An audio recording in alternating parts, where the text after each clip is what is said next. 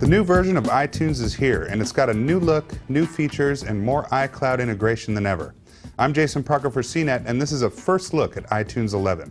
It's important to note that iTunes has a lot of features, so I'm only going to be showing highlights in this video. Let's get started with browsing the content you already have. Instead of the left side navigation bar that used to be the main way to browse your content, you now have a drop-down menu in the upper left corner. Here is where you'll switch between music, movies, podcasts, and other types of content.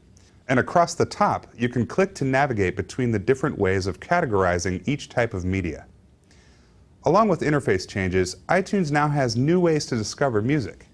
When you click on an album in your library, for example, it expands in place, closely matching the theme of the album cover.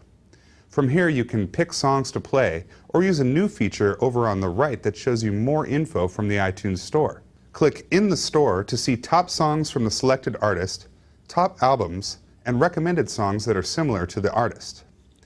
Back in the library, when you switch to another category like artists, you can use a new left side navigation to switch between artists while the track lists display on the right. All of the menus in iTunes 11 have been streamlined to get you where you want to go quickly. Another new interface feature is the mini player. When you don't want to view iTunes full screen, you can click a small button in the top right of the interface on a Mac, or use a menu in the top left for Windows. The mini player takes up very little space on your desktop, but has just enough features to control your music library.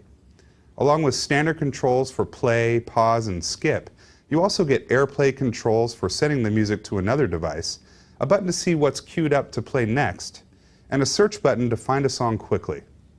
When you want to go back to full screen, just click the small box and you'll be back in full screen view. If you want to get a new song or movie, of course, you can go to the iTunes Store, which got an interface refresh of its own.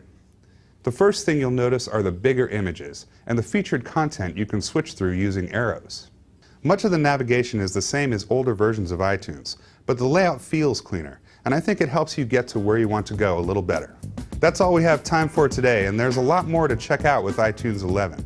But you can have a look for yourself by downloading the update through Apple's Software Update or by downloading it from Apple's website. I'm Jason Parker for CNET, and this has been a first look at iTunes 11. Thanks for watching.